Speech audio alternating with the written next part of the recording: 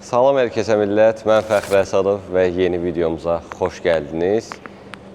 M4 burada, Fiat burada, amma biz Cillinin bagajını doldurmuşuq. İndi nə qədər Allah verəndən doldurmuşuq və çıxırıq yola.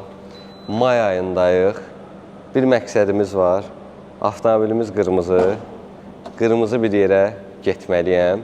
Nəysə, çox uzatmayım. Yolumuz uzundur. Yolda söhbətləşərik, getdik. Deyirəm, havalar isinib, əsl istirahətin vaxtıdır. İstədiyiniz istiqamətə ən uyğun biletləri aviasas.az-dan əldə edə bilərsiniz. Çünki aviasas bilet satmır, ən ucuz bileti tapır. Bir zülüm zillətlə şəhəri çıxdıq. Hal-hazırda artıq 90-lıq yolundan üzü Şamaxı istiqamətində gedirəm. Və nəyə gedirəm? Biraz Fərid kimi deyim də qoy. Hədəf lalələr. Çünki bir neçə il bundan əvvəl, hardasa bir 5 il deyim də, bizdə artıq bu illik, sezonluq bir söhbət oldu ki, hər il lalə açılan vaxtlar gedib laləlikdə yüngül vari piknik edir. Piknik də dediyim kababza çəkmirik. Elə samavarı, çayı belə xudmani oturdum, biraz təbiət qoynunda dincəldim, oldu maraqlı. Və bu sezonda istədim Cili ilə gedək, çünki gündəlik avtomobil olaraq Cilini almışıq, bilirsiniz. Və düşünürəm ki, bu dəfə Cili orada vapşa partlayacaq. Niyə? Çünki lalə qırmızı, maşın qırmızı, qıpqırmızı video sizi gözləyir. Və hal-hazırda düzdür, bilmirəm, lalə tapacam, tapmayacam, amma məqsəd lalələri tapmaqdır. Və paralel olaraq da, düzdür, artıq siz bu videonu izləyəndə çox gec olacaq, amma məlumat olaraq deyim ki, indi Instagramda izləməyənlər üçün aşağıda çıxacaq. Instagramda story paylaşacağam. Storydə mənə ünvanlanan sualların bir 10 dənəsini, 15 dənəsini bu videoda, yəni kamp alanında cavablandırmağı düşünürəm. Zəhmət olmasa suallarınızı ünvanlayın.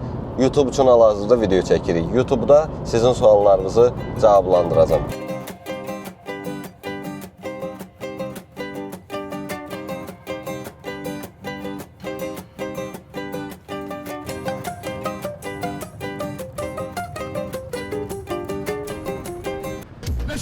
Kapısıyım aşağı çalmayayım da bak.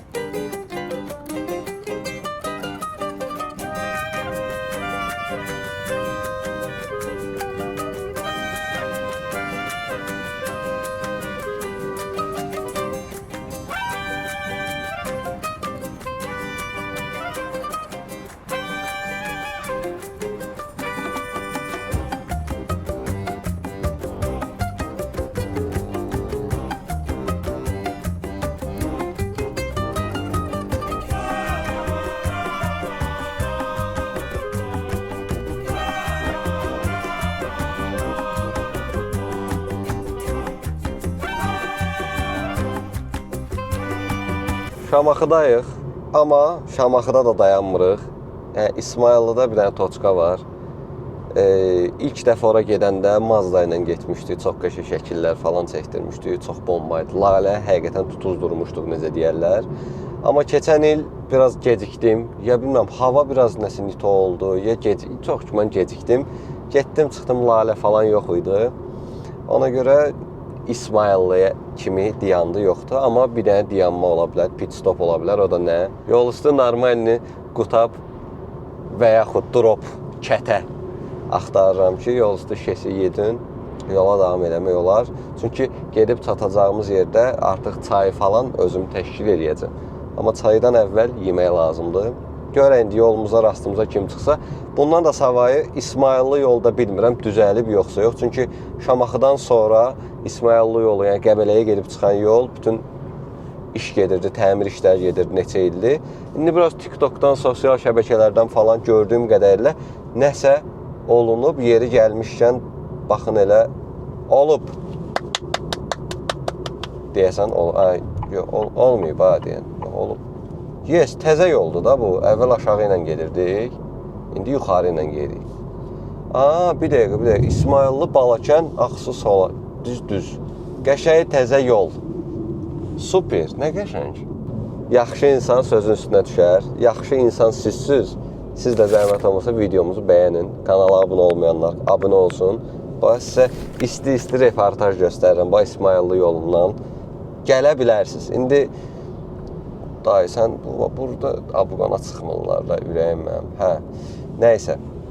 Nə deyirdim? İndi bu yolla gedirik, görək yol tam mı düzəlib, yoxsa bir dənə nəsə qusok falan qalıbmı, qalmayıbmı? Bu dəqiqə çox sevincliyəm. Yəni bu tumbalar falan vecimə deyil, əsas oda asfalt yolla yolumuza davam edirik. A few moments later. Elə buydu millət, yəni biz 1 kilometr falan gedəndən sonra yolumuz 180 dərəcə çöndü. Düzdür, əvvəlki yoldan yenə də yaxşıdır.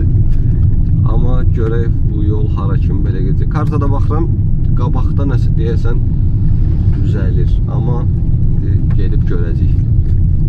Və burada da axtarmıram da, yəni o kətə satan xala burada olmaz. Görək.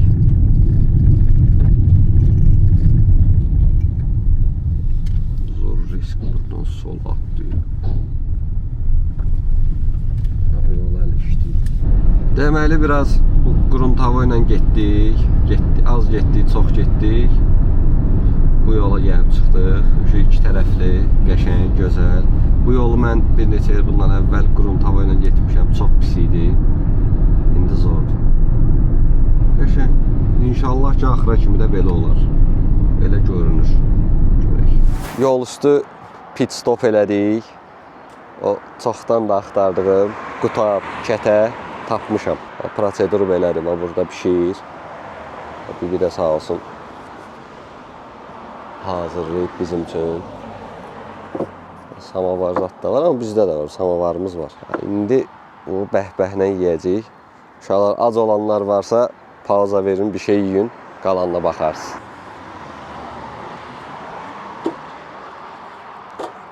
Qəşəng. Kolreyimizi görürsünüz. Çoxlu suallar verən var idi. Dedim elə bu videoda da bu suallarınızı hardasa aşağı yuxarı cavablandırım. İlk növbədə soruşa bilərsiniz ki, Fəxri, bəs bu maşın nə qədər benzin yandırır? Açığı desəm, mən belə çox benzin ölçən adam olmadığım üçün bir onu deyə bilərəm ki, şəhərin çıxışında pollu bak 92, hardasa 40-45 manat arası. İndi çəndə olan qalan benzinə nisbətən qiymət dəyişir. 40-45 manata pollu bak dolur. Hardasa verdi bizə 608 kilometr range verdi. Bu dəqiqə 560 mı, 530 mu, belənçinə bir range'imiz qalıb. Biz də çatmışıq. Hardasa 30 kilometr falan yolumuz qalıb. Həmin mən getmək istədiyim lalələrin orada olduğunu düşündüyüm yerə. Çox rahat gəldik, onu deyə bilərəm. Və bir şey də var ki, avtomobilimizi hələ yığmamışıq. Yəni pasatkasını, diskini falan qoymamışkən dedim, nə qədər ki stok vəziyyətdədir, rahat bir şəkildə istədiyim yerə gedib çıxa bilim. Yəni yolda biraz, yəni sahəyə getmək üçün biraz yolsuzluq falan var orada. Pasatka ilə falan çətin olacaqdı. Ona görə stok vəziyyətində olmuşkən dedim, kakras qaçım gedim, bir dənə yüngülvari piknik eləyək. Suallar da gəlir hal-hazırda Instagramda, burada görə bilərsiniz. İndi çatım, samavarımızı da hazırlayayım. Çay süfrəsində sizin suallarınızı da cavablandıracağım. Gəlirsiniz İsmailli yolunda və konumun qoyacağım. Bu bibini tapırsınız. Bibi sizə qəşəng nətərdir? Qatlıdır. Öbür sizə qəşəng qutab kətə. Samavar da var. Təşkil edir. Qarnı tox. Yola daha rahat davam ediyoruz. Nəsə biz yiyək, yola davam. Gördüyünüz kimi çox çəkmədi sevincimiz yenə. Bir hissə də burada var. Gedirik, görək. Nətər gedirik və asfalt yola yenidən nə zaman qovuşacaq.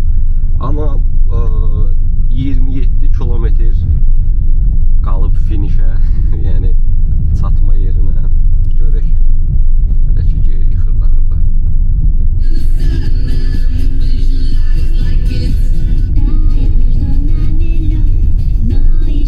Məncə fondan artıq hər şey sizə bəlli oldu. Amma indi deyə bilərsiniz ki, Fəxri, otluqdur. Lalə hanı? Laləni göstərirəm. Bu da lalə. Biraz zoomzad edeyim. Gördüyünüz kimi.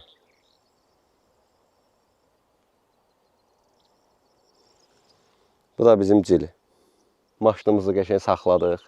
Bagajımızı açırıq. Samavarı falan tökürəm yerə. Sizə bir dənə normalini ASMR gözləyin. Yəni hər il sıxıram da bu vaxtı ki, mən gələcəm bura. Yüngülvari kamp eləyəcəm. Samavarım da orada. Samavar getdi belə. Allah, bu belə. Balaca stulçiklərimiz var qəşəng. Onu da götürdüm. Getdim. Bax belə minimal. TikTok'da o stulzat satanlar kimi şeylərdir. Bax minimal. Bax ot rəngində deyə özdə uşaqlar. Bax. Qəşəng belə qoydun. Oturdum. Səhv eləmirəmsə Sədərəkdən 15 manata deyəsən almışdım birində. Bilməm, bahadır, ucuzdur. Bahadsa onlar da 3-dən 5-dən qazanmalıdır. Bir dənə də, kloku atmıram ha. Bir dənə də şey var. VIP kreslomuz. Bunu da açım. Bu artıq, qardaşlar, VIP müştərilərimiz üçündür. Şu. Paket. Stulları bildik. Keçək bunlara. Hələ ki hava istidir. Məncə birazdan istədiyimiz temperaturu tapmış olacağıq. Bir dənə də belə minimal samavarımız var. 2 nəfərlik. Hardasa 4 stəkan çıxar, çıxmaz var belə. Yəni minimal üçün yaxşıdır.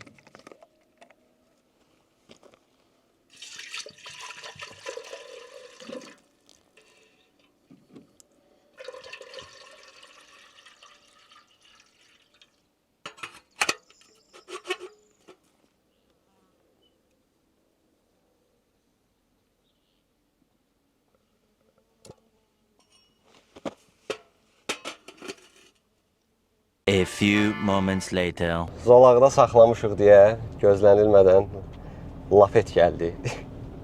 Ona görə ona yol verirəm. Qardaş keçsin, təzədən qayıdım öz yerimə. Qardaşları yola saldıq. Biz də gəlmişkən arxa-arxaya girək. Normalde da isti var çöldə millət. Maşında 26 dərəcə göstərir. Kölgə yoxdur, düzdür, sahədə olduğumuz üçün, amma yəqin ki, birazdan artıq hava biraz düşəcək. Gün batana yaxın qəşəng temperatur olacaq deyə düşünürəm. Görüntümüz də bu formada. Hər tərəf yaşıldır. Maşınımızı bura park elədik. Gəlirik, bax. Samavar burada qaynayır. Tam için göstərə bilməsəm də. Elə işləyirik. İndi burada qardaşım bir dənə studiya quracaq. Gəl görəsən. Çayımızı qoyaq, dəmlənsin. Ona kimi də siz yəqin ki, artıq suallarınızı yazmısınız. Keçək onları cavablamağa. Başlaya bilərik. Aldı sazı, görək. Görək nə dedi. Hal-hazırda İsmayıllı rayondayıq. Təbiətin qoynundayıq da, yəni gördüyünüz kimi. Kulrey yanımızda. Lapet yenə gəlir. 07 gəlindi də. Salam aleyküm. Bir dəqiqə.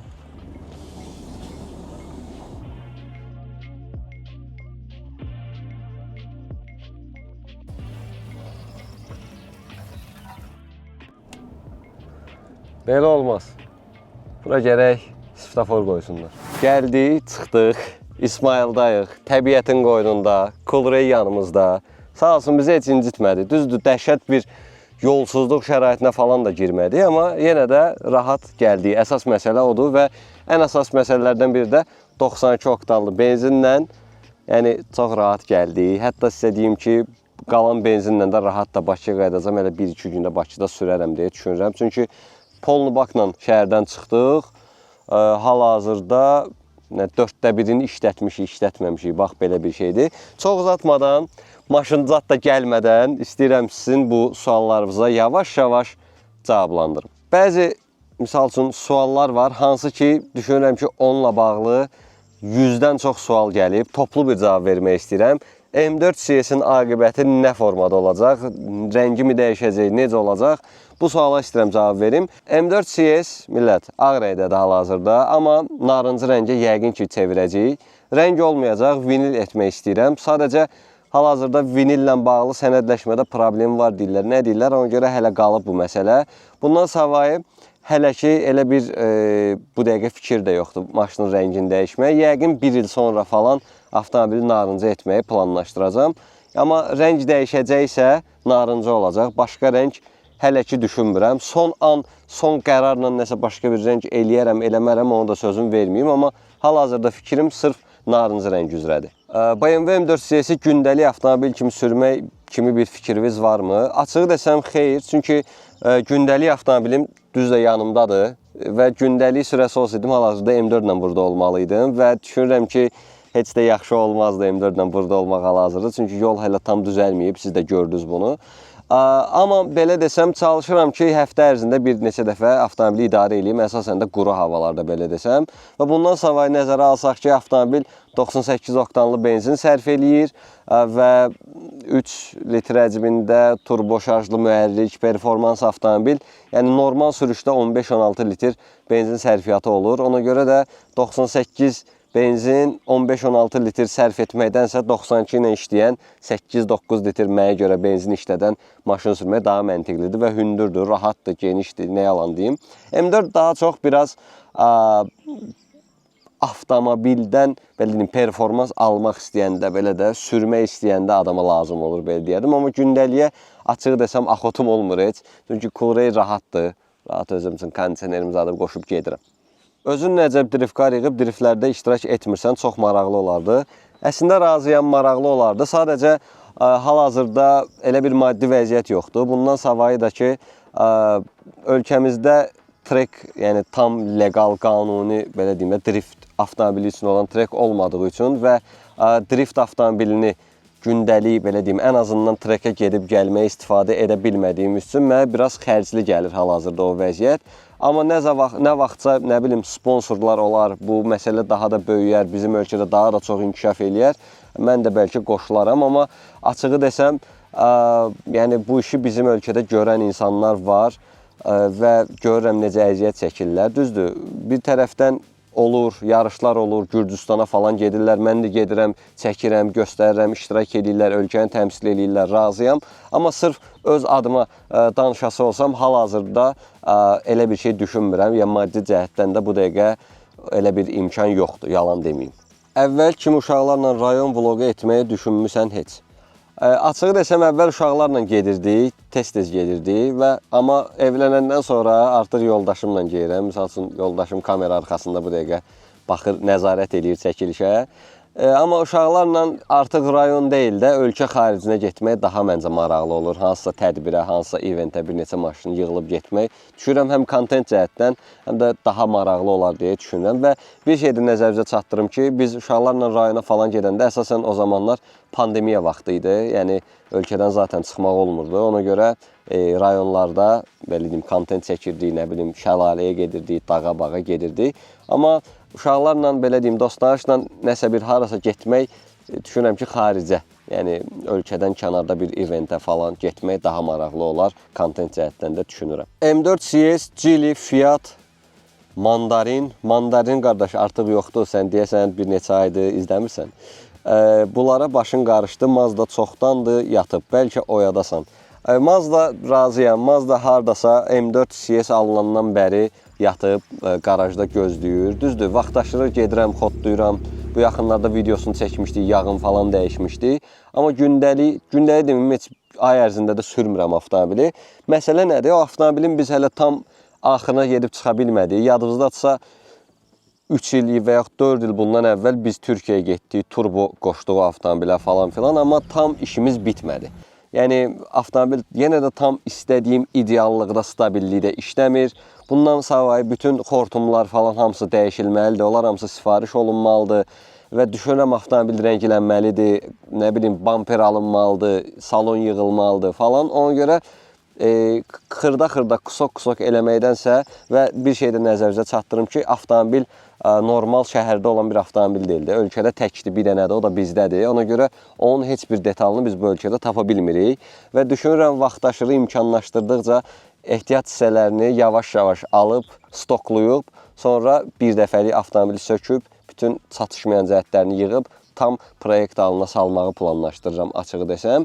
Yəni o günə də hələ var, gördüyünüz kimi hələ M4 CS-in işləri ilə məşğuluq və üzü yaya doğru gedir.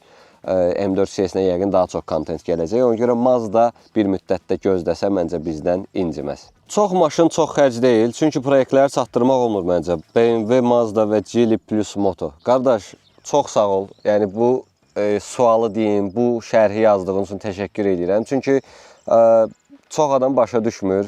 Misal üçün yazanlar var ki, M4 hazırdır, növbəti proyekt nə olacaq? Qardaş, mən belə desəm, avtomat deyiləm və belə desəm, həqiqətən çox xərcdir. Çalışıram hamısını vaxtaşırı ötüşdürüm ki, bir-birinin üstünə düşməsin. Misal üçün, hal-hazırda Bakıya qayıdandan sonra Coolrain artıq demək olar ki, 11.000 kilometrdə olacaq və yağ dəyişim vaxtı gəlib. Hal-hazırda Geely'nin yağ dəyişim vaxtı gəlib çatıb, Motonun yağ dəyişim vaxtı gəlib çatıb və bunlar hamısı xərcdir.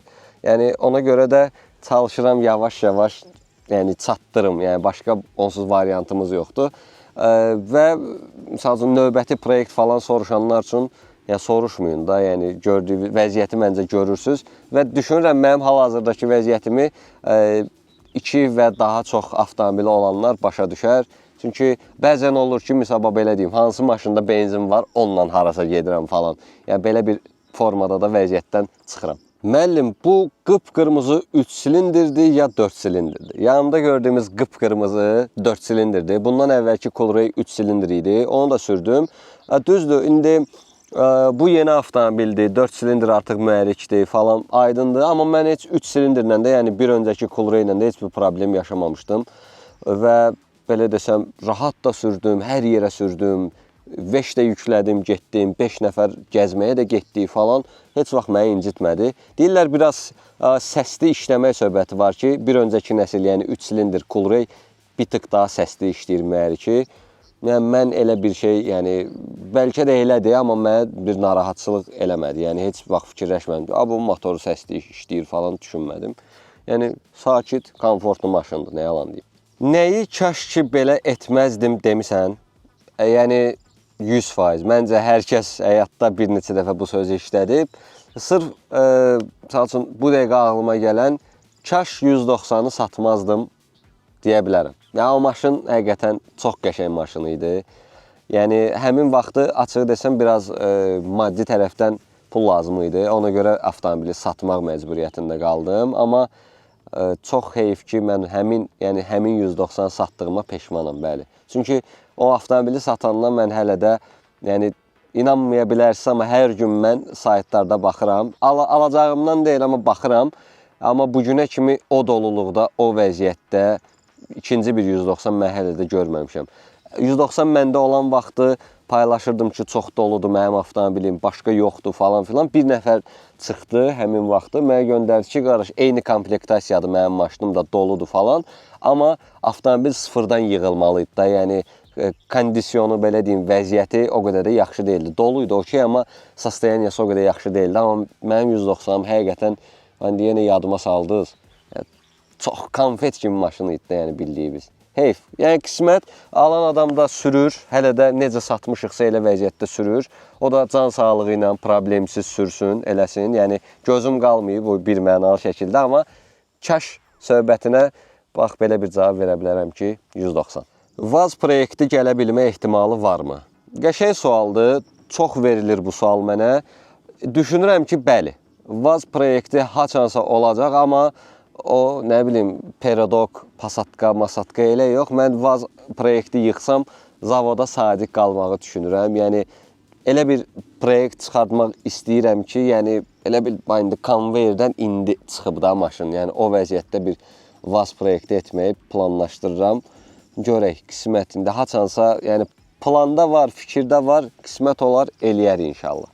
Mandarin filmi nə oldu? Mandarin filminə nə oldu? Mandarinin filmi necə oldu? Belə çoxlu suallar var. Uşaqlar, mən də gözləyirəm. Bildiyiniz kimi Stasla çəkmişdik həmin filmi. Yanvar ayında biz çəkdik. Haradasa 6 gün ərzində çəkib tamamladıq. Amma Stasın vaxtı olmadı bir aralar. Bir ara mənim vaxtım olmadı üstünə düşün. Və hal-hazırda əslində iş gedir, edit gedir. Если что bu milçəklər görürdü, fikir verməyin də sahədə, yəni normal. Yəni bu normal haldır deyə düşünürəm. Mandarin filmi nə oldu sualına isə gələcək. Amma bir pis, bir yaxşı da sizə xəbərim var ki, pis xəbər odur ki, hazır olan kimi YouTube'da yayımlamayacağım. Yaxşı xəbər odur ki, ola bilsin bir görüş falan bir şeylər təşkil elədik. Elə ilk izlənimi də həmin görüşə gələn insanlarla birlikdə keçirdik. Odur ki, izləmədə qalın. Aşağıda sosial şəbəkədə digər profillərimdə çıxacaq. Oradan da izləyə bilərsiniz. Yəni, ən birinci sizin xəbəriniz olsun ki, həmin günü yanımızda olasınız. Lisyang 59 incələməsi gələcəkmi? Bilmirəm. Yəqin gələr deyə düşünürəm. Hər şey çəkirik, yəqin 59 da çəkərik. Və açığı desəm, mən 59 ilə ilk dəfə Özbəkistanda tanış oldum. Yəni, xəbərim var idi, Bakıda görürdüm, eləyirdim. Amma bir əyləşim, harasa gedim falan olmamışdı. Özbəkistanda ilk dəfə əyləşdim avtomobilə, A nöqtəsindən B nöqtəsinə getdik. Belə narıncı salonla falan. Mənim çox xoşuma gəlmişdi, yalan deməyim. Amma yəqin ki, incələməsini çəkərik. Həmin çəkəcəyimiz vaxtda da, həmin videoda da artıq ətraflı avtomobili həm sizə də göstərərəm, həm özümüz də bir tanış olarıq. Fiat 500-ü niyə satırsan? Hə, maraqlı sualdır. Fiat 500-ü satıram, avtomobil sayı azalsın deyə düşünənlər var. Xeyr, Fiat 500-ü satıb, inşallah, deməyim də, hər şeydə burada məndən soruşmayın. Yəqin ki, onun əvəzinə başqa bir düşünmədiyiniz bir proyekt gələcək. Amma ilk növbədə o avtomobil satılmalıdır. Xahiş edirəm, ciddi maraqlananlar da olsa əlaqə saxlasın. Yəni, məsləhət. Çin maşınları 5 ildən sonra necə olacaq səncə? Yəni, tələbatlılığı, komfortu, dözümlüyü və s. Bu, əslində bir dava mövzusudur. Çünki Çin avtomobilləri, yalan deməyim də, 2010'lardan artıq bizim ölkəyə gəlməyə başladı. Əsasən isə, belə deyim, hər keçən il daha da artmaq sürəti ilə 2025-də bu dəqiqə Çin avtomobilləri daha çoxdur küçədə, belə deyim, hərəkət zamanı görürsünüz.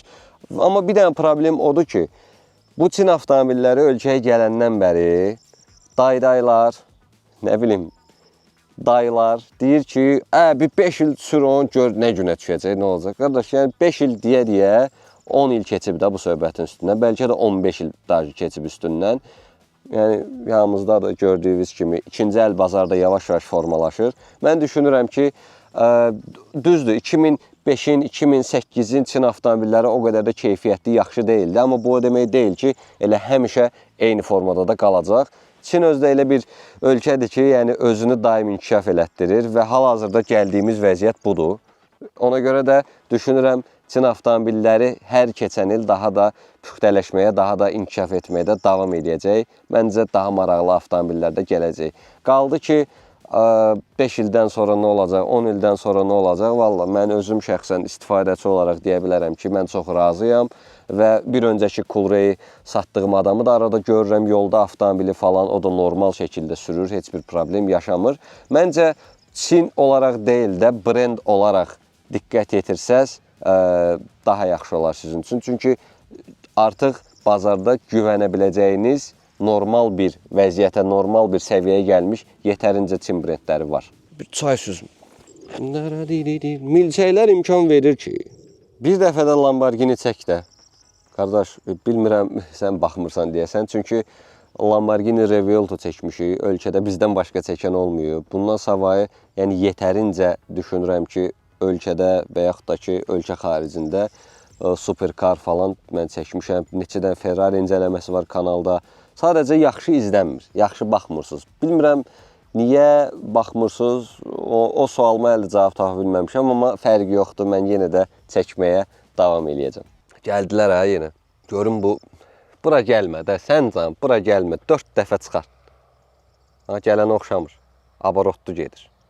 Ay, qəşək. Belə millət, bütün sualları demək olar cavablandırdım. Yəni, məsəl üçün, Memati yoxsa Abdulhey sualına cavab vermədim də normal olaraq. Bütün, belə deyim, normal suallara çalışdığım qədər cavab verdim. Düşünürəm, maraqlı oldu sizə də. Mənə çox maraqlı oldu. Çünki, belə də, təbiət qoynunda çoxdandır bir video falan çəkmirdik. Həm istirahət eləmiş oldum, həm də sizin suallarınızı cavabladım. Belə, birazdan da biz verimizi, veşimizi yığırıq. Burada heç bir çöp də qoymuruq.